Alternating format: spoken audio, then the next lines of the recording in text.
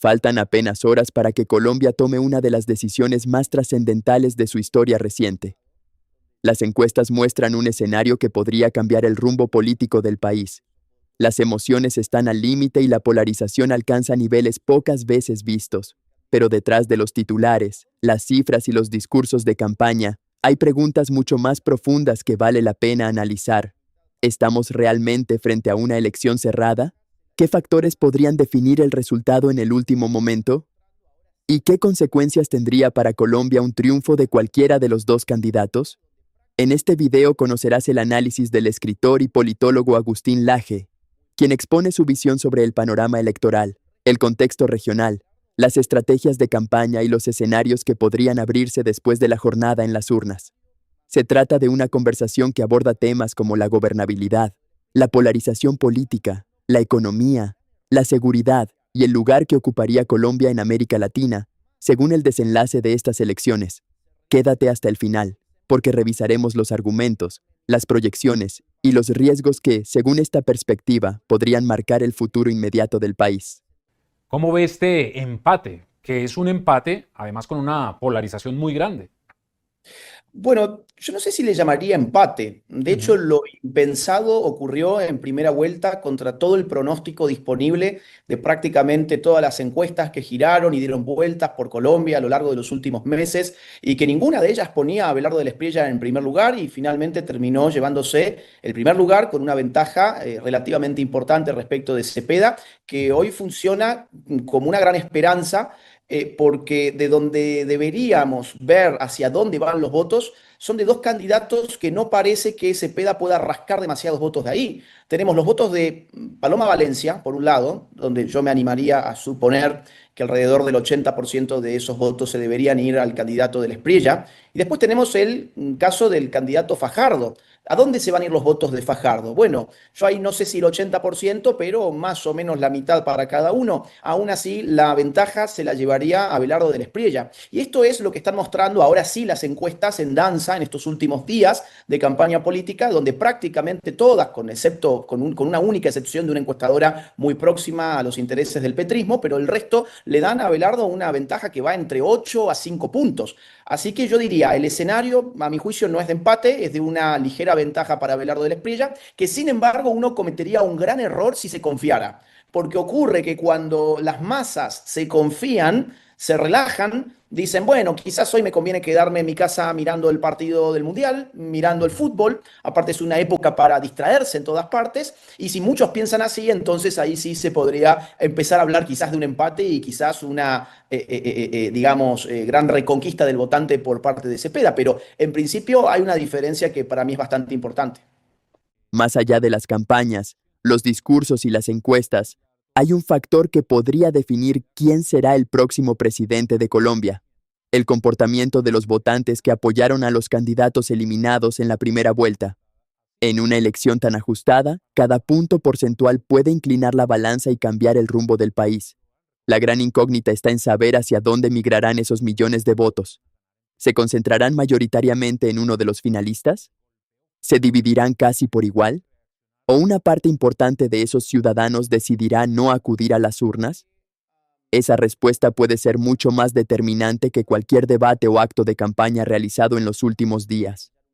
También existe otro elemento clave: la participación. Un candidato puede tener una aparente ventaja en las encuestas, pero si sus simpatizantes asumen que la victoria está asegurada y optan por quedarse en casa, el resultado podría cambiar inesperadamente. En contraste, un electorado altamente motivado puede compensar una desventaja inicial. Por eso, el domingo no solo se enfrentarán dos proyectos políticos, también se pondrá a prueba la capacidad de movilización de sus votantes y la decisión de millones de colombianos indecisos. En una elección de márgenes estrechos, la diferencia entre votar o no hacerlo podría escribir la historia política del país. 52,4% Abelardo del Espriella y Iván Cepeda 44,4%. Esa es la diferencia que están. Atlas Intel ha sido la encuestadora que más acertada ha sido, de tal suerte que es el panorama que tenemos. Pero usted dijo algo muy cierto y que lo han reconocido los mismos integrantes del pacto histórico. Ellos pensaron que iban a ganar en primera vuelta y el resultado los golpeó. tuvieron tiempo de reaccionar. ¿Usted cree que lo han hecho o no? Yo creo que ellos están desesperados, han intentado cosas incluso peligrosas, como ensayar una suerte de golpe de Estado hace algunos días nada más, cuando se barajó la posibilidad de suspender al presidente Petro para liberarle las manos y que él pudiera salir a hacer campaña política por su candidato títere, que al final eso es lo que es Iván Cepeda. Por otro lado, entiendo que los grupos armados están actuando en sus zonas de mayor influencia, tratando de condicionar la voluntad de los ciudadanos a través del miedo y del terror. También he escuchado a algunos funcionarios del gobierno de Gustavo Petro amenazar con un estallido social si ganaba la opción de Abelardo del Espriella, cosa que me parece fruto de la desesperación política más que de la astucia política. Y por otro lado, se sabe por las numerosas denuncias de que se estarían comprando votos en distintas zonas, como por ejemplo de la costa. Si eso es reaccionar a tiempo, yo creo que eso es una desesperación simplemente. La campaña no ha podido revertir a lo que debía revertir, que es tratar de poner a Cepeda en otro tipo de papel. Por ejemplo, hubiese sido muy bueno verlos debatir. Yo creo que Cepeda podría haber recuperado, quizás, si le iba bien en un debate, algunos puntos, pero finalmente se tomó la decisión de que no. Fíjense qué poca confianza que le tiene Gustavo Petro a Iván Cepeda, que finalmente no hubo tal cosa como un debate entre los candidatos, cuando en toda la región hay debates entre los candidatos. Lo ha habido en las elecciones chilenas, en las peruanas, en las argentinas, en las norteamericanas, siempre hay, pero en Colombia esta vez no se quiso que lo hubiera. Entonces, yo creo que la campaña de Cepeda está bastante a la deriva y que está dando manotazos de ahogado que pueden llegar a ser peligrosos, porque no olvidemos que Colombia es un país con una tasa de violencia política muy alta. Ya hay dos dirigentes del partido de Abelardo del Espriella que fueron asesinados antes de la primera vuelta. El precandidato presidencial Miguel Uribe fue asesinado el año pasado y hay gente que va a usar la excusa de un eventual triunfo de Abelardo del Espriella para desatar la violencia política en Colombia. Y por eso probablemente estarían estimulando en este momento, a mi juicio, desde la campaña de Gustavo Petro, cuando hacen absurdos como el de intentar hacer un autogolpe de Estado o cuando están hablando ya a estas alturas de un estallido social. Con esto que usted nos está diciendo, Agustín, ¿qué está en juego en este domingo en Colombia? Dicen que los toros se ven mejor desde la barrera y usted tiene una lectura diferente a la que de pronto se ve desde nuestro país. ¿Qué está en juego? Yo lo miro en un contexto regional e incluso hasta te diría civilizacional. Es América y es más aún Occidente el que está empezando a girar hacia la derecha en todas partes.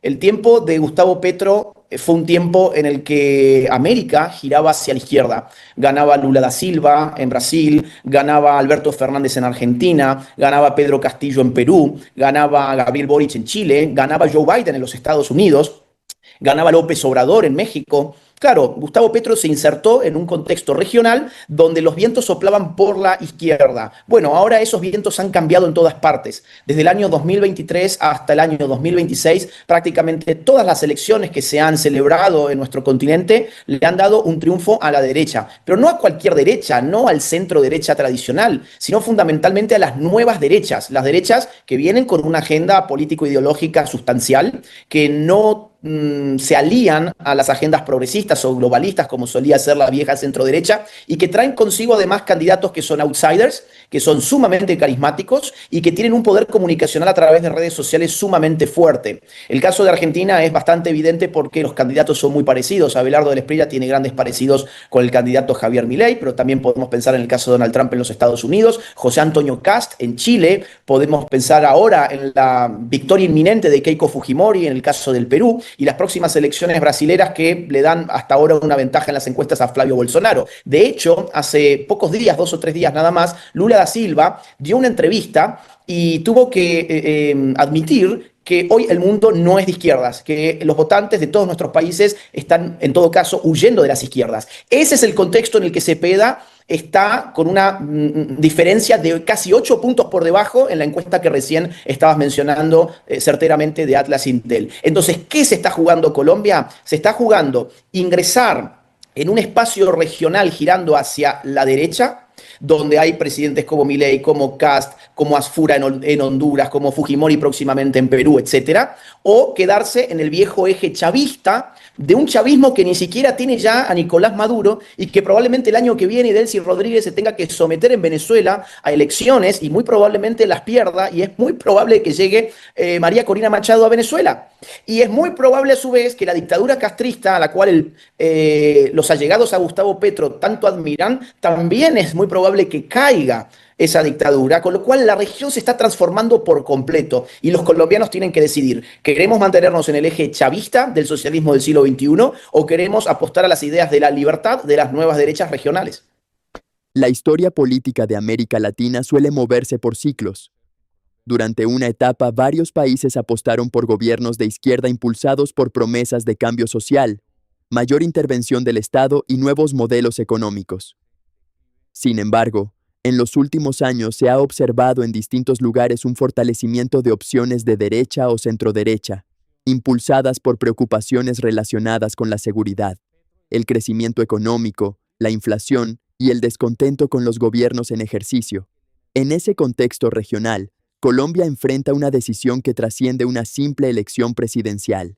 Para algunos analistas, el país podría alinearse con una tendencia que busca un giro hacia políticas más orientadas al mercado y al fortalecimiento del sector privado. Para otros, mantener o profundizar un proyecto de izquierda significaría dar continuidad a un modelo que consideran necesario para atender problemas estructurales de desigualdad y protección social. Las implicaciones de esa decisión podrían sentirse en aspectos como la política económica, las relaciones internacionales, la inversión, las reformas institucionales y las prioridades del Estado. Por eso, el resultado del domingo no solo definirá quién ocupará la presidencia durante los próximos años, sino también la dirección política que Colombia decidirá seguir en un momento de transformaciones para toda la región. De todas maneras, Agustín, no se puede desconocer que en Colombia hay un gran número, millones de colombianos que se identifican con la izquierda. Pero Gustavo Petro es responsable de ese declive de la izquierda, de haber perdido una oportunidad histórica. Mire usted que el gobierno estuvo rodeado de escándalos de corrupción, escándalos personales, más de 70 ministros. ¿Petro es responsable de ese declive? Bueno, vamos a ver, en todos los países que le mencioné, la polarización es muy aguda. También podemos encontrar en Chile, en Argentina, en Perú, una polarización entre derecha e izquierda muy fuerte. Entonces, Colombia en este caso no es una excepción. Por supuesto que hay muchos votantes que son de izquierdas y por supuesto que se llega a una segunda vuelta con una masa crítica de personas que van a ser decepcionadas con el resultado del domingo, sea para un lado o sea para el otro. Ahora, ¿Gustavo Petro ha sido responsable de esto? Bueno, es que su gobierno ha sido muy mediocre. En términos económicos, ha sido un gobierno estancado económicamente, en términos de seguridad, que en eso consistía también gran parte de sus promesas políticas. Sabemos que las masacres se han multiplicado, que las guerrillas no han bajado las armas, que no hay paz a la vista en Colombia, que la inseguridad acecha a los colombianos de una forma brutal.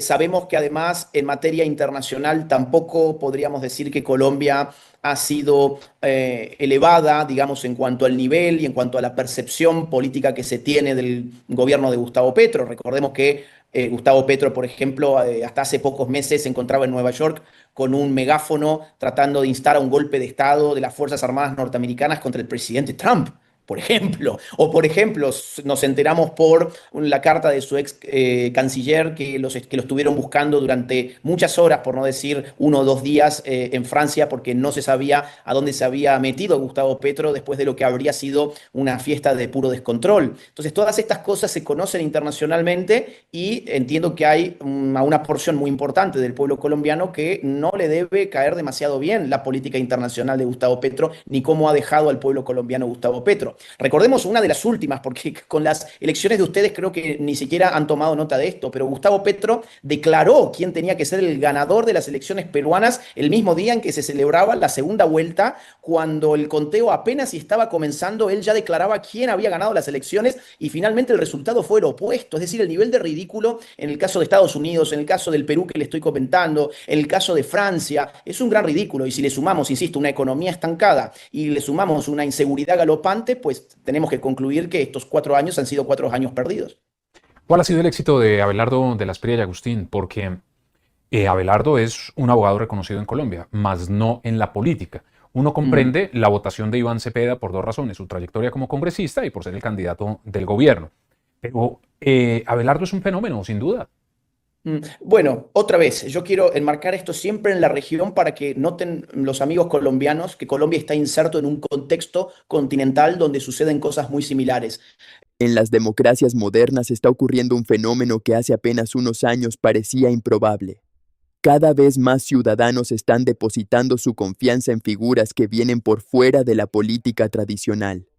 Son los llamados outsiders, candidatos que no han construido su carrera dentro de los partidos históricos y que se presentan como una alternativa frente al desgaste del sistema. Su atractivo no siempre radica en tener más experiencia, sino en representar algo diferente.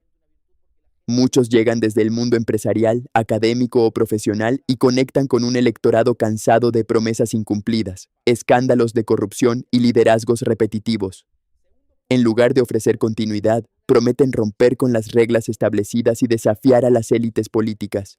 Este tipo de candidaturas suele apoyarse en una comunicación directa, un fuerte uso de las redes sociales y un discurso que busca transmitir autenticidad y cercanía con la ciudadanía. Para muchos votantes encarnan la posibilidad de renovar las instituciones. Para otros, representan un riesgo por su falta de experiencia en la gestión pública. Lo cierto es que los outsiders han cambiado la forma en que se entiende la política en muchos países. Su crecimiento refleja un mensaje claro de una parte del electorado. Cuando los modelos tradicionales dejan de convencer, las sociedades empiezan a buscar nuevas voces, nuevos estilos de liderazgo y caminos distintos para enfrentar los desafíos del futuro. Este es el momento de los outsiders. Así como Colombia tiene a su outsider, Abelardo del Espriella, y alguna vez contigo, Diego, hemos conversado allí en los estudios de Revista Semana, y yo te Sí. decía, tiene que llegar un outsider a Colombia porque ya ha llegado a Argentina, ya ha llegado a Perú, ya ha llegado a Chile, ha llegado a Estados Unidos, ha llegado a España, y era cuestión de tiempo. Entonces, la primera virtud de Abelardo del Espriella es precisamente esa, no venir de la política. Eso en estos tiempos es ciertamente una virtud porque la gente se siente defraudada por la política tradicional en todas partes, no solo en Colombia, sino en el resto de los países también. Segundo punto, es una persona con un carisma excepcional. Estos outsiders solamente tienen éxito en política cuando su carisma está en un nivel, digamos, de eficacia confirmada. Abelardo del Espriella canta, Abelardo del Espriella es artista, Abelardo del Espriella es un empresario muy exitoso, además es un gran conocedor de las leyes y es un gran orador, cosa muy importante. Sus entrevistas son fluidas, son atractivas, tiene muchos seguidores en redes sociales, la gente le sigue, lo escucha el tiempo que haga falta. Comparemos eso con la figura de Cepeda. Bueno, Cepeda es todo lo contrario. Es una persona, sin lugar a dudas, inteligente. Cepeda es una persona inteligente, pero es aburrido, desteñido, soso, insípido, digamos así. Entonces, segundo punto, su carisma. Tercer punto, sus ideas políticas ingresan en la arena colombiana en un momento en que la gente está cansada de la izquierda y se ha dado cuenta que el centro político no es una opción. Esto es lo mismo, insisto, que ha pasado en otros países. La gente termina dándose cuenta que para sacarse de encima a la izquierda no basta con elegir al del centro, hay que ir por el de la derecha. Hay que ir por el de la derecha. Entonces, ¿cuál fue, por ejemplo, el gran error de la campaña de Paloma Valencia? Fue tratar de girar hacia el centro incorporando como vicepresidente a Oviedo. Eso fue un error garrafal porque la gente no quiere votar al centro político. Hace un año, dando conferencias en Colombia, me decían, este es el momento del centro, para sacar a Gustavo Petro hay que ir por el centro. Yo decía, no, cuando aparezca un outsider de derecha, la gente va a ir a ese outsider. Y Abelardo del Espriella en ese sentido tiene todos los componentes de la nueva derecha del siglo XXI. Es libertario en lo económico, es decir, quiere reducir el tamaño del Estado y ampliar el tamaño de la sociedad civil y el mundo privado. Quiere, por otro lado, enfrentar las agendas progresistas con agendas conservadoras, es decir, se opone al feminismo radical, se opone a la agenda del aborto, se opone a la ideología de género, se opone al ambientalismo radical, todo lo que hemos llamado agenda woke, Abelardo del Espriella se opone a eso. Y se opone, por otro lado, al tema de tratar con cuidado al crimen organizado. No, al crimen organizado hay que aplastarlo con toda la fuerza del Estado. Y este es el método Bukele, que ha sido tan exitoso de un país tan chiquito como El Salvador, uno de los presidentes más famosos y más queridos de todo el continente, se llama Bukele por lo que hizo con el crimen organizado en El Salvador. Ese componente también lo tiene Abelardo del Espriella, la idea de ir a aplastar con lo que haga falta, con la fuerza que haga falta el crimen organizado en Colombia. Entonces, estas ideas, más su carisma, más un tiempo político propicio para la derecha en toda la región, tienen como resultado un Abelardo cada vez más cerca del triunfo. Y si Abelardo gana la presidencia, ¿cómo va a ser el manejo, o mejor, el relacionamiento con el Congreso de la República? Porque ha rechazado justamente el apoyo, por lo menos institucional, de los partidos tradicionales de nuestro país. Bueno, es muy buena la pregunta. Yo no estoy en la cabeza de Abelardo ni de sus estrategas. Lo que sí te Ujú. puedo contar es qué pasó en Argentina, donde la cosa era muy similar. Cuando Javier Milei ganó en el 2023, su partido La Libertad Avanza tenía apenas un 15% de diputados y un 9% de senadores. Es decir, no tenía ninguna posibilidad de sacar ninguna ley a menos que empezara a hacer política adentro del Congreso y que tratara de conseguir aliados. Y eso se hizo y eso permitió sacar leyes. Al final, Diego, la política es el arte de lo posible y uno necesita para sacar leyes tener al Congreso de su lado y si no tiene diputados y senadores propios, pues tendrá que hacer el trabajo político, tendrá que ir a convencer a los diputados de los otros partidos, ir a tender puentes, ir a hacer alianzas, porque no se puede gobernar de otra manera. Así que yo supongo, con la experiencia de Argentina a la vista, que el realismo político se va a tener que imponer porque la gobernabilidad es indispensable. Y así llegamos al final de este análisis, en un momento en el que Colombia se prepara para tomar una decisión que podría marcar el rumbo del país durante los próximos años. Más allá de las simpatías políticas, de las campañas y de los discursos que han dominado el debate público, estas elecciones representan una oportunidad para reflexionar sobre el tipo de nación que los ciudadanos quieren construir. A lo largo de este video hemos revisado diferentes perspectivas sobre el panorama electoral, el comportamiento de los votantes, las tendencias que hoy se observan en América Latina y el surgimiento de liderazgos que desafían a los partidos tradicionales. También hemos visto cómo un contexto regional cambiante, la participación ciudadana y la movilización de los electores pueden terminar siendo tan importantes como las propias propuestas de los candidatos. Sin embargo, conviene recordar que ninguna elección resuelve por sí sola los problemas estructurales de un país. La democracia no termina cuando se cierran las urnas. Por el contrario, ese es apenas el comienzo de una nueva etapa en la que será necesario exigir resultados, hacer control ciudadano y participar activamente en la vida pública. El verdadero reto no consiste únicamente en elegir a un gobernante, sino en fortalecer las instituciones y garantizar que las decisiones se tomen pensando en el bienestar colectivo. También es importante reconocer que en una sociedad democrática existen visiones distintas sobre el futuro. Habrá quienes consideren que el camino adecuado pasa por cambios profundos en el modelo económico y social, mientras otros defenderán la necesidad de fortalecer el libre mercado, la seguridad o la reducción del tamaño del Estado. Ese contraste de ideas forma parte del debate democrático y solo puede enriquecerse cuando se desarrolla con argumentos, respeto y participación. Lo que ocurra este domingo enviará un mensaje no solo al interior de Colombia, sino también a la región y al mundo. Inversionistas, gobiernos extranjeros, mercados y organismos internacionales estarán atentos a la dirección que elijan los colombianos. Pero, sobre todo, serán millones de ciudadanos quienes vivirán las consecuencias de esa decisión en aspectos tan cotidianos como la economía, el empleo, la seguridad, la educación y las oportunidades para las nuevas generaciones. En una democracia, cada decisión individual contribuye al resultado colectivo, y muchas veces los desenlaces más inesperados se han definido por diferencias mínimas en la participación electoral. Gracias por acompañarnos hasta el final. Si este análisis te resultó útil, comparte el video para que más personas puedan conocer diferentes puntos de vista y formar su propio criterio. Déjanos en los comentarios cuál crees que será el resultado de estas elecciones y qué desafíos enfrentará el próximo gobierno.